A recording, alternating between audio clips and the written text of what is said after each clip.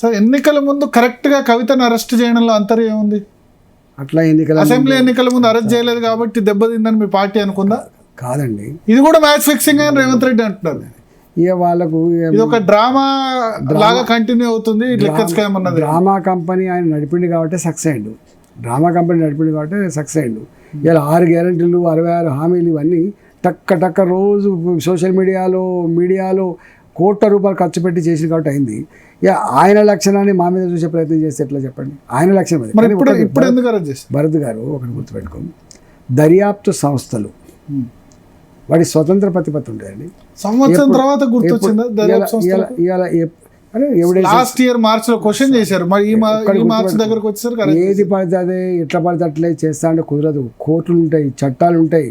మనం ఏమైనా పని చేస్తే ఆ చట్టం ప్రకారంగా ఉండాలి, ఆ కోర్టు ఇలా కన్విన్స్ అయ్యేటట్టు ఉండాలి. అందుకని సరి అయినటువంటి సమాచారం లభించినాకనే ఇవాళ ఢిల్లీ ముఖ్యమంత్రి గారు ఉన్నారు, వారి కావచ్చు వీరి కావచ్చు అందరిని అరెస్ట్ చేసింది తప్ప దాంట్లో భారతీయ జనతా పార్టీకి సంబంధం లేదు.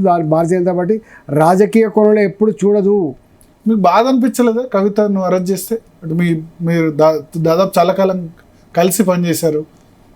అంటే జనరల్గా మనం వ్యక్తిగతంగా చూసినప్పుడు బాధ మంచి అది వేరే విషయం, కానీ అంటే ఒక తప్పులో ఇన్వాల్వ్ అయినట్టుగా తెలిసిన తర్వాత ఎవరైనా నేను తప్పు చేసినా లేకపోతే కేజ్రీవాల్ తప్పు చేసినా ఎవరు తప్పు చేసినా అది చట్టం కదా, దానికి చట్టం ముందు అందరు సమానమే కదా. అంటే పర్సనల్గా ఏం ఫీల్ కాలేదా కవిత అరెస్ట్ సంబంధించి? అంటే మీరు భలే మానవ సంబంధాలు ఉద్యమంలో మానవ సంబంధాలు ఉండవండి, మానవ సంబంధాలు ఉన్నాయి అంతే కదా. మానవ సంబంధాలు అప్పుడు డెఫినెట్గా అయ్యో పాపం అంటారు. నువ్వు ఏదైనా అంటారు, ఎవరైనా అంటారు, నేను కూడా అంటారు కదా, తప్పకుండా అయ్యో పాపం అనరా. ఈ ఎలక్షన్లో సింపతి రాదా కవిత అరెస్ట్ సంబంధించి టీఆర్ఎస్కు? అసలు ఎందుకో అంటే సింపతి కాదండి, ఎందుకు అరెస్ట్ చేయలేదనే కదా ఓట్లేదు మొన్న. మీరే అంటున్నారు కదా, మీరే అంటున్నప్పుడు ఇక్కడ సింపతి అండి, సింపతి లేదు. అంటే ఇప్పుడు లేట్గా అరెస్ట్ చేశారని కూడా అనుకోవచ్చు కదా ఇది, ఎందుకంటే ఆమె ఇవాళ కోర్టులో కామెంట్ చేశారు ఇదంతా కూడా పొలిటికల్ గేమ్, బ్లేమ్ గేమ్. దీనిలో లిక్కర్ స్కామ్లో ఒకళ్ళు బీజేపీలో జాయిన్ అయ్యారు, ఇంకోళ్ళు బీజేపీ టికెట్ ఇస్తున్నారు, ఎలక్టోరల్ బాండ్స్ కూడా తీసుకున్నారు అని చెప్పి. ఎలక్టోరల్ బాండ్స్లో అత్యధికంగా తీసుకున్నారు ఎవరు? మనం అమిత్ షా గారు చెప్పిండ్రు, ఇంతమంది ఎంపీలు ఉన్న పార్టీ ఇంత కలెక్ట్ చేసింది, ఇంతమంది ఎంపీలు ఉన్న పార్టీ దీని లెక్క చూస్తే మాకు 20,000 కోట్లు రావాలి వచ్చిన ఎలక్టోరల్ బాండ్స్ అనేది మీకు తెలుసు. బాధ్యత పార్టీలకు అవసరమైన ఫండ్ ఉంటుంది, దాన్ని బాండ్స్ రూపంలో తీసుకున్నారు. ఇలా అన్ని పార్టీల కంటే తక్కువ రేషియోల ప్రకారం తక్కువ తీసుకుంది మా పార్టీ. ఓకే, సో ఈ ఓటమి తర్వాత టీఆర్ఎస్ మీద ఏం సింపతి రాలేదా? ఇప్పుడు రాష్ట్రంలో number 1 party, number 2 party, number 3 party అంటే ఏంటని చెప్తారు మీరు?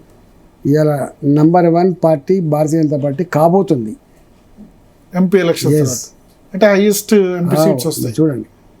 ఓకే, సో కేసీఆర్ మీద సింపతి రాకపోవడానికి కారణం ఏమనుకుంటారు? ఈ ఎలక్షన్స్ అంటే అసెంబ్లీ ఎలక్షన్స్లో ఓడిపోయిన దానికి ఎవ్వరు కారకులు కాదు, కేసీఆర్ గారే కారకులు.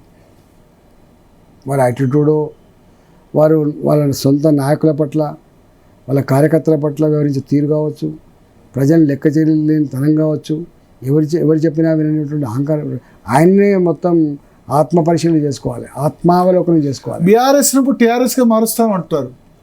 ఇక అప్పుడు టీఆర్ఎస్ని బీఆర్ఎస్గా మార్చి దేశంలో నేను అప్పుడు చాలా కూట్లే రాయి తీయలేని వాడు ఏట్ల రాయి తీసినట్టుంది, ఫస్ట్ నీ రాష్ట్రం చదువుకో అక్కడ దాకా ఏం పోతామని చెప్పి నేనే మొట్టమొదటి మాట్లాడి. రెండో మాట ఏం మాట్లాడంటే టీఆర్ఎస్ పార్టీని రద్దు చేసి బీఆర్ఎస్ పార్టీగా పెట్టినాడే మొట్టమొదటి స్టేట్మెంట్ ఇచ్చింది నేనేంటంటే తెలంగాణ ప్రజలకు నీకు బంధం తెగిపోయింది అని చెప్పినాం. బంధమే తెగిపోయింది, ఇప్పుడు మళ్ళీ ఏం బంధం అతుక్కుంటావు చెప్పండి? ఓకే, దాని బంధం తెగిపోయింది. సో మల్కాజిగిరి ఎంపీగా ఎన్నికైతే మీరు ఏమైనా గ్యారంటీలు ఇస్తారు? ఇప్పుడు కర్ణాటకలో కాంగ్రెస్ 5 గ్యారంటీలు, తెలంగాణలో 6 గ్యారెంటీలు ఇచ్చినప్పుడు ఈటెల రాజేందర్ గ్యారెంటీస్ ఏమైనా ఉంటాయా? 100% ఉంటాయి. ఈ ప్రాంత సమగ్ర అభివృద్ధి కోసం